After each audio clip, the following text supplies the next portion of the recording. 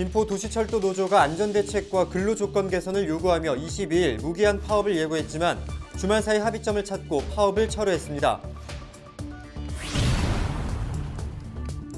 경기도와 도의원들이 지난 19일 일산대교 주식회사에 자금 재조달 요청서를 전달했습니다.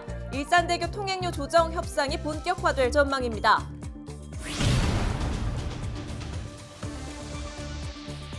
인천도시공사가 취약계층의 주거 안정을 위해 올해 주택 매입 임대주택 공급량을 지난해 2배 수준으로 확대합니다.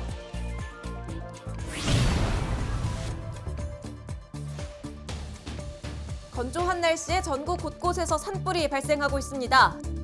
다가오는 봄, 각별한 주의가 필요합니다.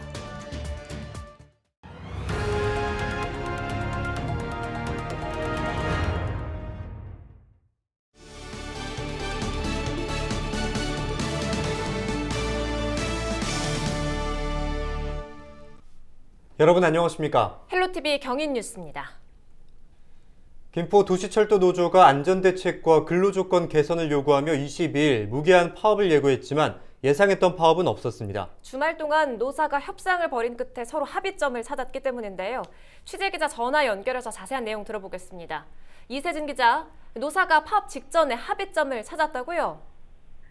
네, 그렇습니다. 지난 주말 동안 김포도시철도 노조와 운영사인 김포골드라인 운영 주식회사 측은 수차례 노사 교섭을 진행했습니다. 지난 21일 노사가 일정 부분 합의점을 찾으면서 노조는 22일 예고한 파업을 전면 철회했습니다. 파업 하루 직전에 가까스로 협상이 타결된 건데요. 노사는 올해 임금 협상에 잠정 합의하고 향후 상여금 명문화 같은 임금 인상 문제 외에도 노동 조건을 개선하는 데 함께 노력하기로 했습니다. 특히 양측의 원만한 관계를 위해서 2년 동안 화해 기간을 유지한다는 특별 합의서도 채택했습니다. 개통 전부터 삐그덕대던 노사 관계에 진전이 있을지 기대가 되는 부분인데요. 김포도시철도 노조가 파업을 선언한 건 골드라인 개통 전부터 하면 이번이 벌써 세 번째입니다. 지난해 10월 노조는 실제로 나흘간 파업에 돌입했다 업무에 복귀하기도 했고 개통 직전에도 파업을 예고했다 철회한 경험이 있습니다. 이렇게 수차례 교섭과 파업 예고를 통해 노조가 지속적으로 요구해온 건 낮은 임금과 열악한 근무 환경 그리고 부족한 인력을 개선해달라는 겁니다. 노조 측은 열악한 근무 환경 때문에 최근 잇따른 안전사고에서도 제대로 대응할 수 없었다고 주장해왔는데요. 그 때문에 임금 협상으로 급한 불은 껐다고 해도 인력이나 근로 환경 문제에 대한 과제는 여전히 남아있다고 봐야 합니다. 특히 인력 문제가 시민 안전과도 결부돼 있기 때문에 향후 골드라인을 직접 운영하겠다고 밝힌 김포시도 책임에서 벗어날 수 없는 입장인데요. 김포시는 이번 노사 합의 이후 시민들이 우려하는 안전사고를 예방하는 것은 물론 도시철도 차량 떨림 문제 그리고 혼잡률 문제 역시 개선할 수 있도록 적극적으로 나서겠다는 입장을 밝힌 상태입니다. 노사 합의에 이어 김포시 역시 협의에 적극적으로 나서겠다고 공표한 만큼 이번 합의가 미봉책으로 남을지 안전을 위한 상생 협의가 될지는 지켜봐야겠습니다. 이번 임금 협상을 시작으로 인력이나 근로환경 문제까지도 개선될 수 있길 기대하겠습니다. 여기까지 듣겠습니다. 지금까지 이세진 기자였습니다.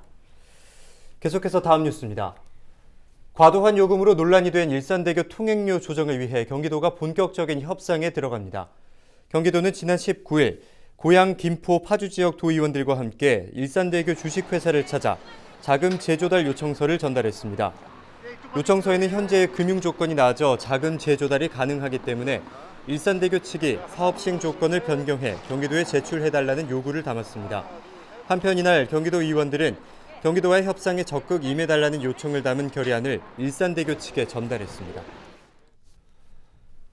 인천도시공사는 취약계층의 주거 안정을 위해 시세보다 저렴한 가격으로 임대주택을 공급하고 있는데요. 올해는 주택 매입 임대주택 공급량을 지난해 2배 수준으로 확대할 계획입니다. 매입 임대주택이라는 게 뭐고 또 실제 내부는 어떻게 생겼는지 김진재 기자가 살펴봤습니다. 전용 면적 62제곱미터의 한 신축주택. 집 안에는 방 3개와 화장실 1개, 세탁실 등의 공간이 마련돼 있습니다. 이 주택은 인천도시공사의 신혼부부용 매입 임대주택으로 보증금 2천만 원에 월 임대료는 30만 원입니다. 인천도시공사는 민간주택을 사들여 신혼부부와 청년, 저소득 가구 등에게 시세보다 저렴한 가격으로 임대하고 있습니다. 신혼부부용 임대주택의 월 임대료는 시세의 50에서 70% 수준, 소득 기준에 따라 월 임대료와 최장 거주 기간이 차등 적용되고 신혼부부 이유형의 경우 자녀가 있을 시 최장 10년까지 거주할 수 있습니다. 네, 이곳은 인천 도시공사가 공급하는 청년 주택입니다. 5평 정도의 공간인데요. 보증금 200만 원에 월 10만 원의 임대료를 내면 최장 6년까지 거주할 수 있습니다. 청년과 저소득 가구용 주택의 월 임대료는 시세의 30% 수준입니다. 인천도시공사는 22일부터 이 같은 주택 매입 임대주택에 대한 입주자 모집에 나섭니다.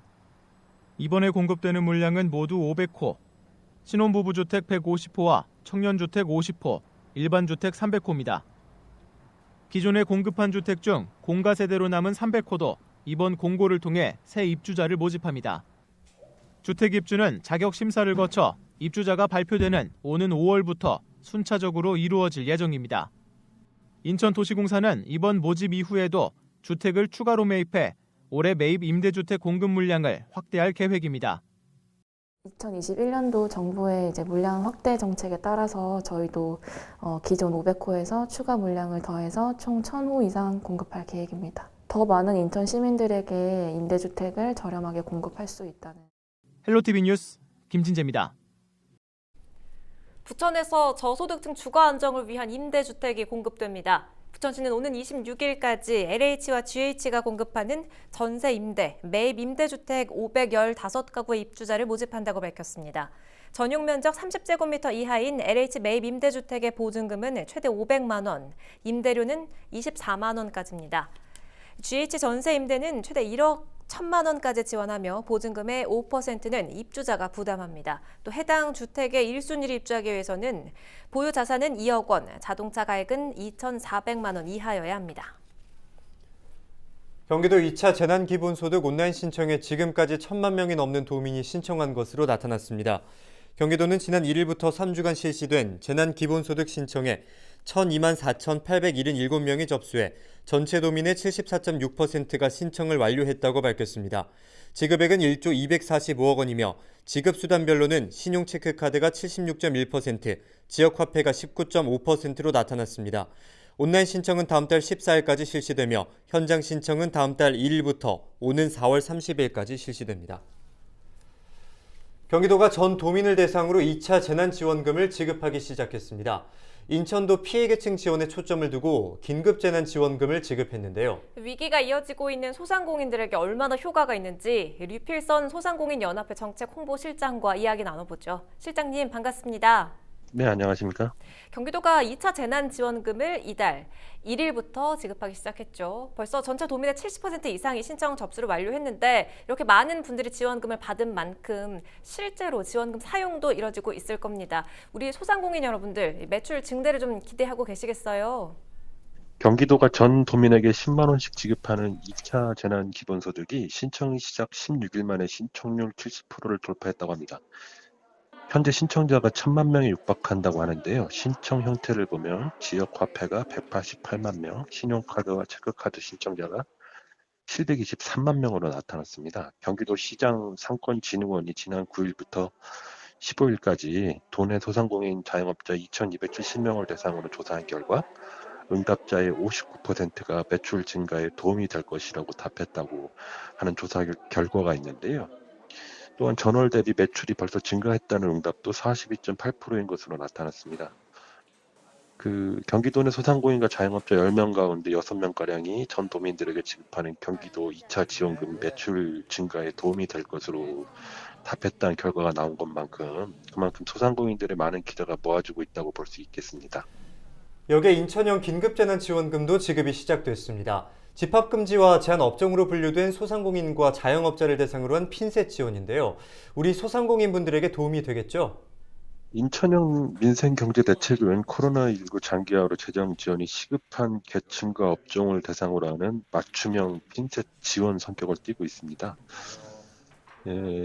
박남춘 인천시장님께서는 소상공인의 어려움은 커져만 가고 있다며 정부의 3차 재난지원금 지급에 더해 추가 지원이 필요하다고 판단했다고 이번 대책의 배경을 설명하고 집합 금지와 집합 제한 업종을 대상으로 454억 원을 투입한다고 발표했습니다. 이는 정부의 버팀목 자금 지급 대상의 지원을 추가하는 형태인데요.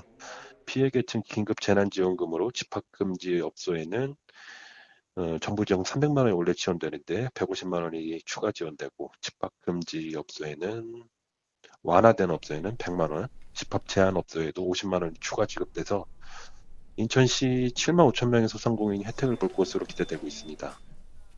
네, 그리고 또 최근에는 4차 재난지원금 지급 논의도 있습니다. 이 선별적 지원이냐, 보편적인 지원이냐, 다양한 의견이 들려오고 있는데 우리 소상공인들을 위한 지원책은 어디에 좀 가장 초점을 맞춰야 한다고 보십니까? 중소벤처기업부에 따르면 2019년 기준 연매출 4억 원 이하는 전체 소상공인의 86%고요. 연매출 10억 원 이하는 95% 수준인 것으로 알려져 있습니다. 분명히 사각지대가 존재하는 건 맞는데, 이번에 대책은 사각지대를 좀 폭넓게 보장하는 것으로 볼 수 있고요. 이번 핀셋 적용 관련해서도 연매출 기준으로 볼 것이 아니라 좀 방역 최전선에 서 있던 소상공인을 위한 보다 세부적인 지원 기준 마련이 시급하다고 볼 수가 있고요. 소상공인 연합회에서는 손실보상 법제화 방안이라든가 소급 적용 방안, 그다음에 무이자 대출 확대 실시 등을 필요한 정책으로 많이 좀 지속적으로 얘기를 하고 있습니다. 네, 소외되는 분들이 없게끔 사각지대도 면밀히 살펴야 한다 이렇게 말씀하셨습니다. 오늘 말씀 여기까지 듣겠습니다. 네, 감사합니다. 예. 네, 지금까지 류필선 정책홍보실장과 이야기 나눴습니다.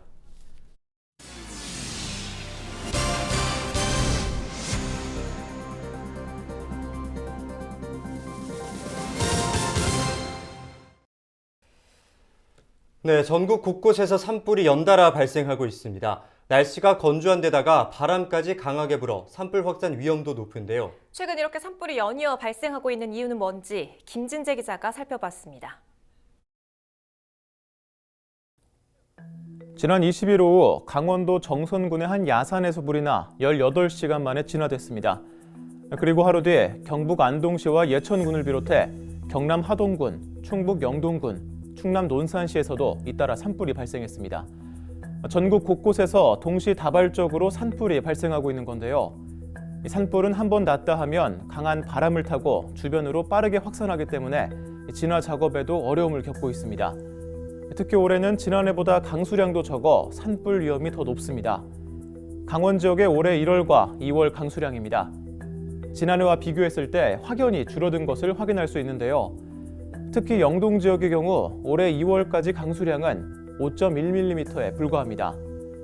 이 때문에 기상청은 강원과 경북, 경남 등의 지역에 건조주의보를 내렸고 산림청도 일부 지역에 산불 경보를 발령했습니다. 문제는 이렇게 건조한 날씨가 이어질 경우 봄철에는 더 많은 산불이 발생할 수 있다는 점입니다. 실제로 지난해 월별 산불 발생 건수를 살펴보면 봄철인 3월과 4월에 전체 산불의 절반 이상이 집중된 것을 확인할 수가 있는데요. 전문가는 산과 인접한 곳에 거주하는 주민들에게 각별한 주의를 당부했습니다. 겨울철이나 봄철 같은 경우에는 우리나라 특성상 건조한 기후가 오랫동안 지속이 되고요. 이런 가운데 또 바람이 강하게 부는 사이에 이런 점화원, 일단 담뱃불이든 자연적인 어떤 발화에 의해서 화재가 발생하는 경우에 빠르고 또 넓은 범위로 화재가 확산될 수 있어서 산불의 원인이 되기도 하는데요. 산과 인접한 지역에 살고 계신다면 가정 내에서 화재 안전, 또 화기 관리 이런 것들을 좀 더 철저히 해주실 필요가 있겠습니다. 산불로 인한 피해를 예방하기 위해서는 평상시에 대피 장소와 대피로를 숙지해두고 산불이 발생할 경우 집과 거리가 떨어져 있더라도 강풍으로 인한 확산 가능성이 있는 만큼 대피를 준비해야 합니다. 또 재난방송과 재난문자를 통해 수시로 산불의 상황을 파악하는 것이 중요합니다. 헬로티비 뉴스 김진재입니다. 부평구가 지역 중소기업의 2차 보전금을 지원합니다. 부평구는 중소기업 육성기금 심의위원회를 열고 120억 원을 지역 중소기업과 소상공인들에게 지원하기로 결정했습니다. 특히 부평구에서 장기간 공장을 경영하는 장수기업과 만 65세 이상의 고령자를 채용한 기업, 일정 금액을 기부한 기업 등은 추가로 우대 지원할 방침입니다. 김상서 부평구 부구청장은 어려운 상황이지만 중소기업과 소상공인들에게 도움이 될 수 있도록 최선을 다할 것이라고 말했습니다.